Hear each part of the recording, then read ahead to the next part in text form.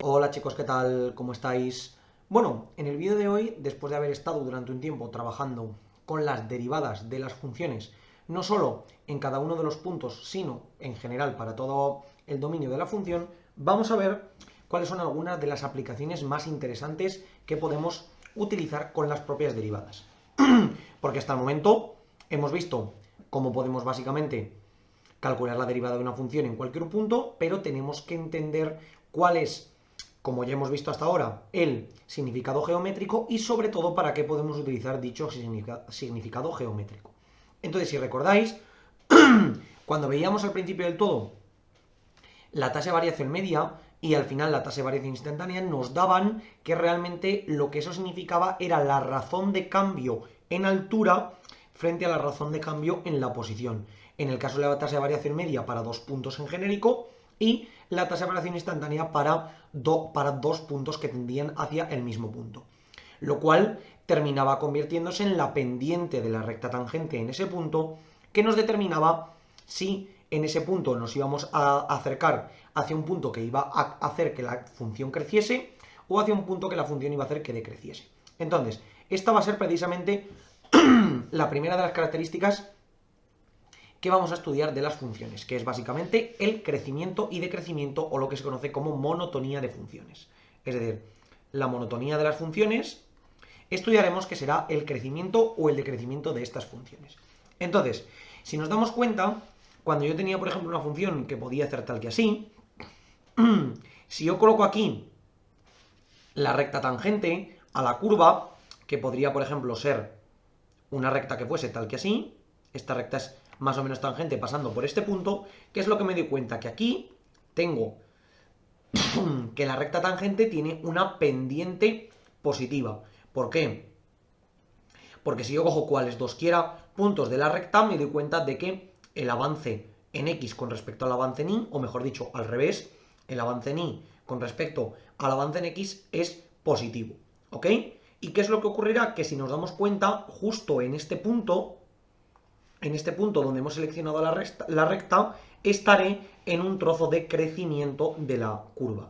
Si recordáis, un trozo de crecimiento era aquel trozo en el cual el valor que tenía a la derecha de la curva era mayor que el que estaba ahora y el que tenía a la izquierda era menor que el que estaba ahora.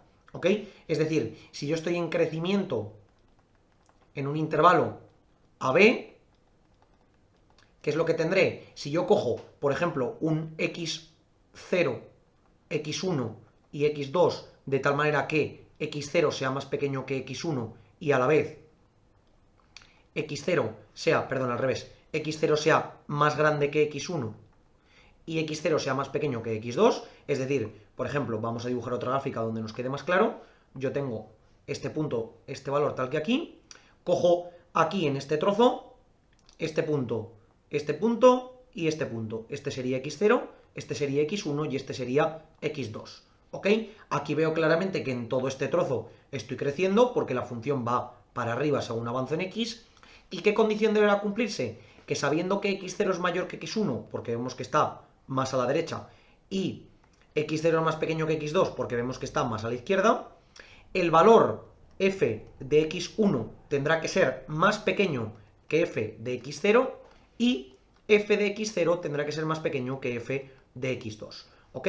Esto me determinará que la función es creciente en este intervalo. ¿Por qué? Porque f de x1 es la altura a la que está x1 y f de x0 es la altura a la que está x0. Es decir, esto es f de x1, esto es f de x0 y esto será f de x2.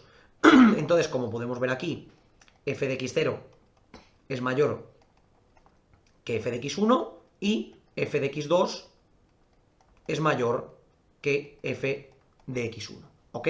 Es decir, según avanzo hacia la derecha, según la x va aumentando, el valor de la imagen de la x también aumenta. Por lo tanto, aquí tendré crecimiento precisamente en el intervalo AB. ¿Ok? ¿Por qué ocurre dentro de todo intervalo? Porque para determinar que el intervalo sea creciente, estas dos condiciones, o mejor dicho, la condición de que si estos puntos se cumplen, que uno es mayor que el otro y el otro mayor que el tercero, las imágenes tienen que ser crecientes correlativamente, esto deberá cumplirse para todo valor de x, para todo x perteneciente al intervalo AB. ¿Ok? Entonces, esta es la condición de crecimiento. Repetimos, voy a ponerlo aquí, crecimiento.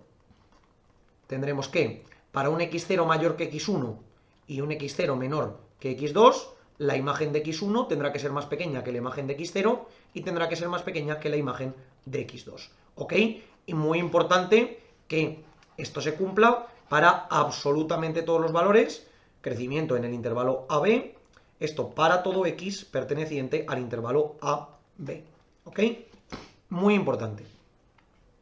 Y en el caso de que lo tengamos con respecto al decrecimiento, es decir, a la caída de la función, yo tendré, por ejemplo, esta función, donde aquí tendré ahora x1, aquí tendré x0 y aquí tendré x2. Entonces, en el decrecimiento, la relación entre x0, x1 y x2 sigue siendo la misma, que x1 es más pequeño que x0 y a la vez es más pequeño que x2, pero sin embargo, en este caso, las alturas de los puntos serán al revés. Es decir, esto será f de x1, f de x0 y f de x2. Ahora, según yo avanzo en el eje x, voy cayendo en el eje y. Por tanto, la imagen de x1 será mayor que la imagen de x0, que a la vez sea mayor que la imagen de x2. Y de nuevo, esto se tiene que cumplir para todo x perteneciente al intervalo que estoy analizando justo en ese momento. ¿Ok? Estas son las condiciones de crecimiento y de decrecimiento que tienen que ocurrir en un intervalo para que todo el intervalo sea creciente o decreciente. Y diréis, bueno, ¿y esto qué tiene que ver con las derivadas que hemos estudiado hasta ahora? Pues hay una gran relación entre ellas y es la siguiente. Si un punto que yo estoy trabajando en este intervalo, por ejemplo, hay otra manera de determinar el crecimiento y decrecimiento de esta función, que es el siguiente. Como hemos visto, voy a eliminar por aquí esto para que nos quede... A ver, esto lo voy a dejar, esto lo voy a borrar, para que nos quede un poquito más claro. Si esto nos ocurre en este intervalo, ¿qué es lo que ocurrirá? Que todos los puntos, por ejemplo, voy a volver a dibujar por aquí, esto pongo aquí varios puntos, si yo trazo la recta que sea tangente a estos puntos por cada uno de ellos, es decir, que nos quedarían rectas aproximadamente así, todas ellas van a tener en un intervalo creciente una pendiente mayor que 0. Entonces, ¿qué es lo que ocurrirá? Que si un intervalo es creciente, la derivada en un punto cualquiera del intervalo tendrá que ser mayor que 0 para todo x0 perteneciente al intervalo que estoy analizando. ¿Ok? Es decir, si el intervalo es creciente, si entre a y b recordamos que puede ser cualquier número mientras esté definido en la función, si un intervalo es creciente, todos sus puntos deberán tener un valor que tenga una derivada mayor que 0. Y en el caso del decreciente me ocurriría lo contrario. Si yo, por ejemplo, tuviese aquí una curva decreciente, puedo seleccionar cualquiera de los puntos que todos van a tener una recta tangente por ese punto que tenga un valor de pendiente menor que 0. Por tanto, la derivada en ese punto tendrá que ser menor que 0 para todo el valor perteneciente a ese intervalo AB. ¿Ok? Estas son condiciones indispensables de crecimiento y de decrecimiento. ¿Por qué? Porque como hemos podido ver, según la pendiente de la recta tangente aumenta o disminuye, puedo ver que en efecto la función crece o decrece.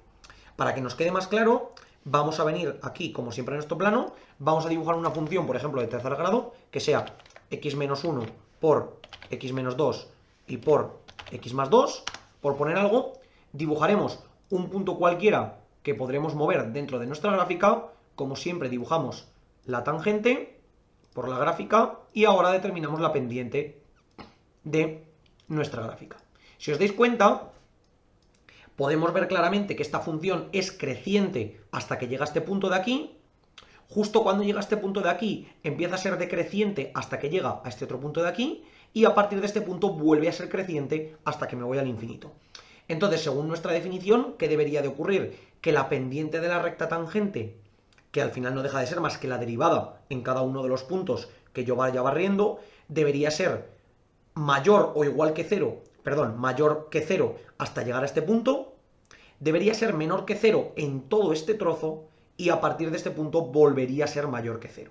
Por tanto, vamos a comprobarlo. Según yo me voy alejando hacia abajo, veo que la pendiente crece, según me acerco a ese punto que me puede dar problemas, es decir, justo hacia aquí, la pendiente va decreciendo porque su ritmo de crecimiento se ralentiza, es decir, que crece con menos intensidad con lo que crecía antes, hasta que llegaría justo aquí al límite donde, como podéis ver, pasamos a una pendiente negativa, porque a partir de aquí la función empieza a decrecer. A partir de aquí empieza a decrecer con más intensidad, hasta que llega a un valor máximo de decrecimiento donde vuelve a decrecer con menos intensidad. Es decir, se vuelve a ir acercando al cero paulatinamente. Llego hasta aquí, hasta el punto límite, y justo a partir del punto límite la pendiente vuelve a ser positiva porque la función vuelve a crecer. Y ahora podría irme hasta el infinito, marcando la pendiente todo lo alta que me puede imaginar.